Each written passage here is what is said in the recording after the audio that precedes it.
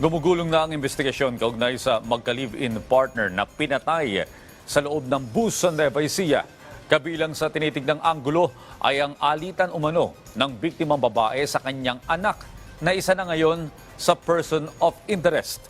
Malaking hamon naman sa mga otoridad na matukoy ang mga salarin kahit may kuha pa ng dashcam. Hinihinalang miyembro ng Gun for Hire ang mga suspect at planado ang pamamaril.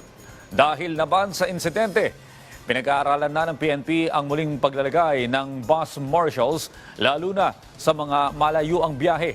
Habang ang LTFRB naman magsasagawa rin ng hiwalay na investigasyon para alamin kung may nalabag ang kumpanya ng bus sa pagtitiyak ng kaligtasan ng mga pasahero.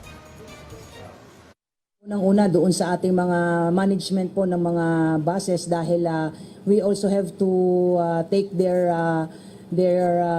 position on this matter dahil itong kaso na ito is sabi nga kanina namang very alarming on our part at hindi ito yung unang pagkakataon na kinonsider natin na maglagay tayo ng mga bus marshals. Kung matatandaan nyo doon sa Mindanao nung nagsunod-sunod yung insidente doon ay naglagay tayo ng bus marshal. Pulis po yan, pwede po tayo maglagay ng uniformado o pwede rin namang maglagay tayo ng nakasibilyan as a form of preemptive natin. Para kasi kung although sabi ko nga kung pulis, medyo magdadalawang isip ako kung meron akong gagawing masama. But one of the consideration na ginawa din natin yan dun sa mga na-mention kong mga insidente ay naglagay din tayo ng mga secret marshals po.